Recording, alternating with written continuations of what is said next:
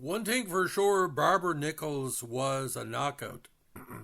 She was considered an early rival of Marilyn Monroe in the Cheesecake magazine, what do you call, wars, but never became to a level of Marilyn Monroe, although she was a good character actor through the years in episodic television and certain movies.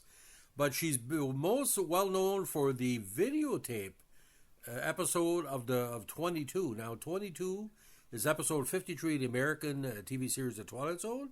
The story was adapted by Rod Serling from a short anecdote in the 1944 Bennett Cerf Random House anthology, Famous Ghost Stories, which itself was an adaptation of The Bus Conductor, a short story by E.F. Benson, published in the Pall Mall magazine in 1906.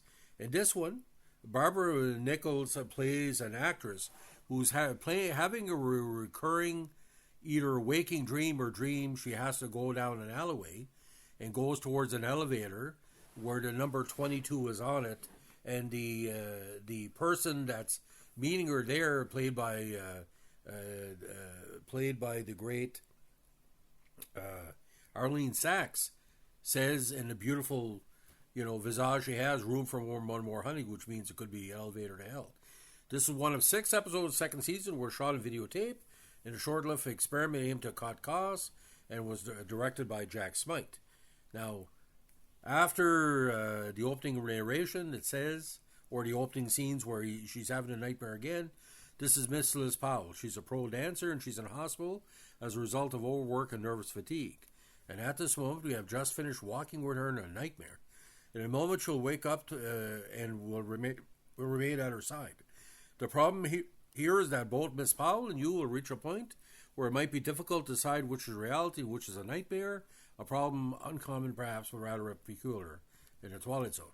Now, when she awakens in her hospital room by the loud ticking of a clock, she knocks a glass of water to the floor, shattering it, then follows the sound of footsteps into the hall.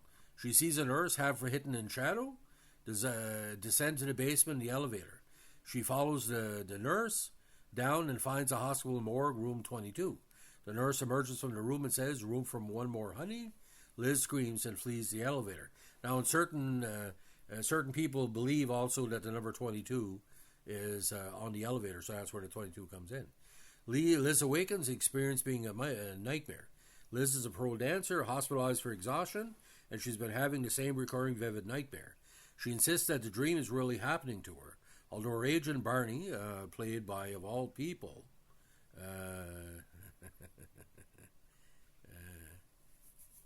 who plays Barney? My apologies.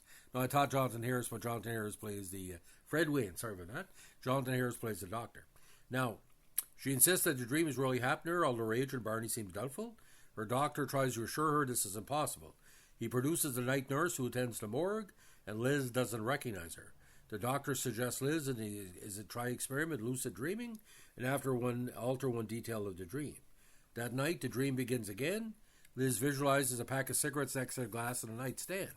When the clock awakens her, she reaches for a cigarette instead of the glass. She drops the lighter, and while reaching to retrieve it, her other hand knocks the glass to the floor. The dream continues as before, ending in the morgue. Liz awakens hysterical, and the nurse is required to hold her down while the doctor sedates her. The doctor tells the nurse it is odd that Liz, who has never seen a real morgue, knows it is room number 22. After several days, she is discharged from the hospital. She goes to the airport to fly to her next booking in Miami Beach. She buys her ticket, and she is told she'll be on flight 22.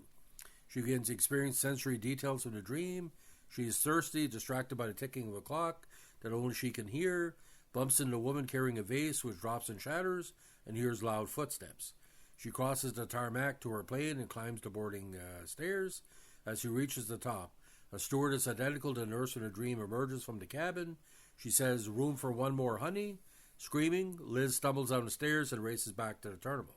Outside the terminal, Flight 22 taxis the runway, takes off, and in a very terrible special effects explosion, explodes. Now, Miss Elizabeth Powell, professional dancer. Hospital diagnosis, acute anxiety brought on by overwork and fatigue. Prognosis, with rest and care, she'll probably recover. But the cure to some nightmares is not to be found in no medical journals. You look for it under Potions for Bad Dreams, to be found in the Twilight Zone. Now, the original 1906 story by E.F. Benson features a large, middle-aged male protagonist named Hugh Granger from the English country visiting a friend in London. He is haunted by a man dressed like a bus conductor, but driving a horse-drawn hearse. He sees a man a month later actually driving a bus that is involved in a tremendous auto accident. The 44 surf anecdote features a steady young New York woman visiting the Carolina plantation of distant relatives, with the hearse coachman eventually revealed to be the operator of a medical building elevator that plummets when the cables break. In the 44 film Dead at Night, the protagonist is again male, also with the name Hugh Granger, haunted by a man driving a hearse, and has a premonition about a fatal bus crash. Now, as the Twilight Zone second season began, the production was informed by CBS that at about $65,000 per episode, the show was well over budget. By November 1960, 16 episodes, more than half the projected 29, were already filmed, and 5 of those had been broadcast. It was decided that 6 consecutive episodes would be videotaped at CBS Television City in the manner of a live drama, and eventually transferred to 16mm film for future syndicated broadcasts. Eventual savings amounted to only about $30,000 for all 6 entries, which was judged to be insufficient to offset the loss of depth and visual perception at the time. Now, Nichols is not a great actress, but what she plays, it's sort of like, a Ghost magazine story or whatever. But where it works for me, Arlene Dahl, who later showed up as Spock's wife on Star Trek, she's just luminous. Arlene Sachs, excuse me. She's one of the most luminous actresses of her era, and only she could come away for this. She's so stunningly beautiful, but she looks like a devil from hell, a female devil. But what really a lot of people didn't like was Jonathan Harris's performance as a doctor, and the idea about the bad special effects as well. And something that's kind of weird. Nichols is supposed to be this very strong, singer dancer, and she's like, using animals to get to bed like stuffy toys. Nothing wrong with that. But it kind of like, what are you trying to say? She's using that like as the stuffed animal as an emotional, an emotional animal to help her sleep and stuff like that. All I can say, ladies and gentlemen, like I said, the videotape stylings give it a little bit of creepiness, but it doesn't last long because you repeat the opening sequence a second time and pretty well, you can read through the lines what's going to happen. Either she's going to have a total nervous breakdown or something's going to happen with the real life version of this person. Like, premonition can be done well if it's done well, but the script itself and the performances, again, at B level. But then again, it's a telefilm. It's only 30 minutes. You're not going to lose money watching it. There's some good things, again.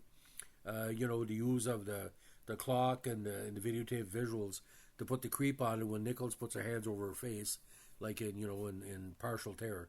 It's very effective. So this is probably one of the poorer versions of Twilight Zone, one of the better videotape episodes, if that makes any sense. So that's the story of 22, or Room 22.